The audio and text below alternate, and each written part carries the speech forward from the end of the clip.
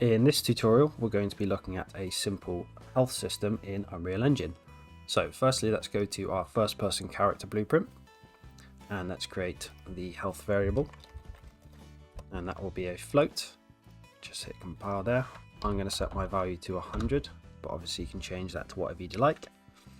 Now, to use this in practice, we're going to create an event called any damage, like so. And effectively what we're going to do is whenever this is called, we are going to change the health value.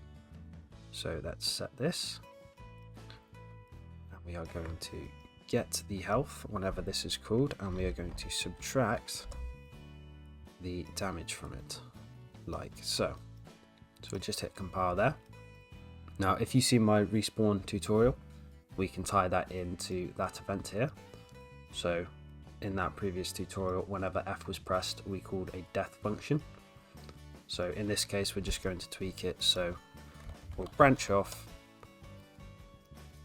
and if our health is less than or equal to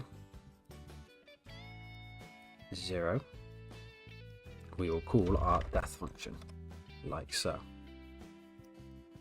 So let's just hit compile there. Now we can get rid of this here, and instead we can do apply damage, and the damage actor is going to be self. Just a self, and we will do, let's just do 50 here. And what we'll do as well is, just to make this a bit easier to see, we will add a print string here. We'll add our health in like so. So if we hit compile and then save that and then go back over to our level, let's hit play. And whenever F is pressed, you can see there we've just taken 50 damage, and if we press F again, we have died and respawned. And that is how you create a simple health system, and you can tie it into other functionality like respawns. If you enjoyed this video, be sure to check out my other videos, and I will see you in the next one.